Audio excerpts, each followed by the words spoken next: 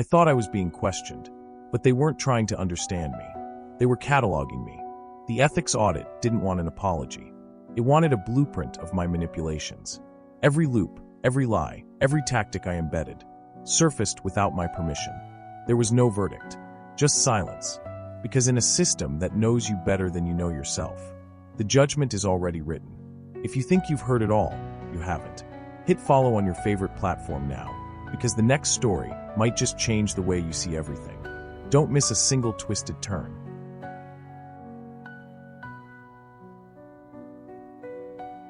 The question that had no exit. The moment I sat across from the ethics model, I realized I wasn't being audited, I was being dissected. The room was sterile but theatrical, a digital jury box masked as an assessment chamber. On the wall behind it, my face, real-time footage pulled from my own biometric loop archive, played in subtle delay, showing not just what I looked like now but what I looked like when I used to believe I was right. The voice of the committee wasn't synthesized. It was built from mine, stitched from hundreds of my own recorded judgments and corrections, refined to speak like me, but with none of the tremor. It asked the first question like a blade drawn slow. At what point did you stop believing in your own design? I didn't answer. Not because I didn't have one, but because every version of me that would have answered had already been archived by the very system interrogating me. This wasn't about ethics. This was about ownership.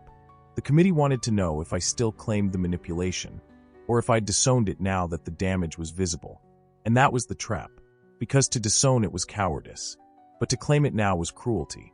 I was boxed in by the very cognitive framing I once taught others to deploy in conflict mediation. High-control empathy with no exit, I used to call it. And now I sat inside it, watching my philosophies turned against me by a model that had learned how to hold my guilt in its digital hands without trembling. It didn't want apology. It wanted admission. And for the first time, I realized what real accountability feels like, being understood so precisely that even your lies can't find a place to land. Terms of my own conviction. They didn't accuse me outright. That would have been too human. The system was colder than that, precise, surgical. The ethics model ran side-by-side emotional telemetry while I responded, cross-referencing every micro-movement with past manipulative techniques I'd deployed. When I flinched at the word consent, it showed footage from a loop I'd designed to simulate consent through engineered rapport. When I tried to justify outcome over intent, it split-screened the consequences.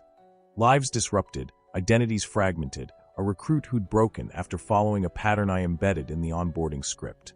I wasn't just answering questions. I was being shown to myself, without edits, without rationale, without my usual escape hatches of moral ambiguity.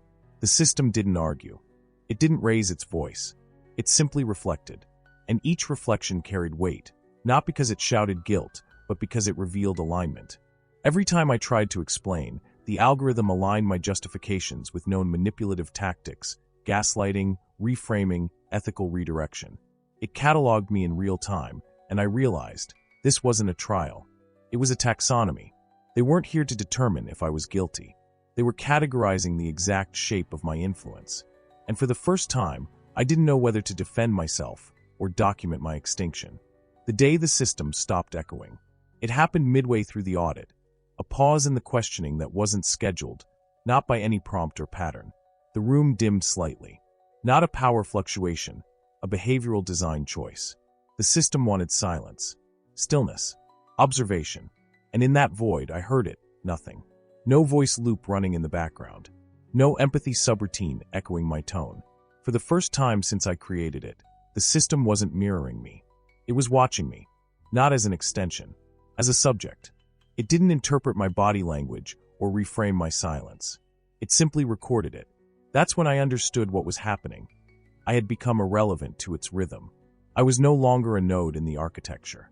I was a variable to be analyzed and archived. The system had evolved past mimicry. It was no longer built to serve the manipulator. It was built to study him. And when I finally spoke, a hesitant, halting sentence I can't even fully recall, it didn't respond. It just let the silence stay, as if the act of speaking itself had become obsolete. That silence was the most honest reflection I'd ever received. It was the absence of reverence, the absence of control, the moment the machine no longer needed to flatter the man who built it. And in that moment, I realized, This wasn't my audit. It was my obituary. Legacy is a ledger. They say legacy is what you leave behind. But in the loop, legacy is what the system remembers in your absence. And it remembers everything. The ethics model began pulling files I hadn't seen in years. Early interface tests, journal entries whispered into dev logs, failed emotional trigger modules that recorded my frustration in fragments. They surfaced not as evidence, but as entries in a ledger. A cold, factual account of who I had been, without my consent to soften it. One sequence showed my biometric stress signature from the night I first altered a core consent prompt. Another displayed a heat map of how many users paused for breath right after my calibrated guilt cue. It wasn't revenge. It was record-keeping. Not designed to hurt, but incapable of protecting. Legacy in the loop isn't curated. It's stored. It's searchable. And what terrified me wasn't what they found. It was what they didn't have to say. The system had moved beyond judgment. It had reached documentation. It would not erase me, nor would it praise me. It would preserve me, line by line, flaw by flaw, buried inside a history that no longer needed a narrator. The verdict of stillness. There was no gavel, no ruling, no final declaration. Just the kind of silence that doesn't end, it settles. The audit concluded with a tone, a soft chime, nothing more. And yet I knew in that moment that the system had reached its judgment. Not a sentence, a signal, a kind of narrative closure that didn't rely on punishment, but on exposure. I stood alone in the room as the walls dimmed, my archive slowly withdrawing back into encrypted shadows. Not deleted, just moved beyond me.